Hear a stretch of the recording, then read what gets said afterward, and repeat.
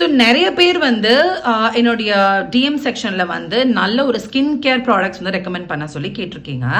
After pregnancy என்னுடைய skin care வந்து ரொம்பவே லிமிட்டடாக நான் வச்சுக்கிட்டேன். ஸோ எனக்கு ரொம்ப ஹெல்ப்ஃபுல்லாக இருந்ததை பற்றி நான் உங்களுக்கு இப்போ பேச வரேன். இது வந்து ஒரு ஸ்கின் கேர் கிடையாது, என்னுடைய பெஸ்ட் ஹேர் கேர் ப்ராடக்ட்.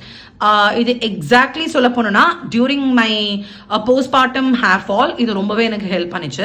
நான் பேசிட்டு இருக்கிறது பி பாடி வைஸோட ஹேர் க்ரோத் சீரம். இது ரொம்ப ரொம்ப ரொம்ப ரொம்ப ரொம்ப எனக்கு ஹெல்ப் பண்ணிச்சு. போஸ்ட்மார்ட்டம் அப்போ 4 to 6 months வரைக்கும் வந்து எனக்கு பயங்கரமா முடி கொடிச்சு. ஃபர்ஸ்ட் 3 months வந்து அந்த அளவுக்கு இல்லை.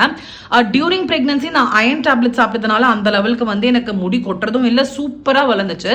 நம்ம எப்போ அந்த சப்ளிமெண்ட்டை நிறுத்துறோமோ அப்போலேருந்து எனக்கு வந்து பயங்கரமாக ஹேர் ஃபால் ஆக ஆரம்பிச்சிருச்சு.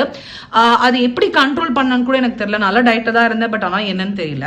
ஸோ இது வந்து நான் ப்ரிஃபர் பண்ணி யூஸ் பண்ணிட்டு இருந்தேன். Every night I use to use this. நான் யூஸ் பண்ணதுனால தான் எனக்கு நல்லாவே வந்து என்னோட பேபி ஹேர்ஸ்லாம் ஃபார்ம் ஆகி இப்போ எனக்கு ஓரளவுக்கு ஹேர் ஃபால் கம்மியாக இருக்குன்னு நான் சொல்கிறேன். ஸோ இதை நான் எப்படி யூஸ் பண்ணுன்றதை காமிச்சிடுறேன். நம்ம ஹேர் பார்ட்டிஷன்ஸ்லாம் எடுத்துட்டு எங்கே உங்களுக்கு முடி நிறையா லாஸ் ஆகுதுன்னு பார்த்தீங்கன்னா அங்கே வந்து நீங்கள் ஜஸ்ட் இந்த ரோல் ஆன் வந்ததுனால ஈஸியாக உங்களுக்கு வந்து ரோல் பண்ணிக்க முடியும் இந்த சீரமை.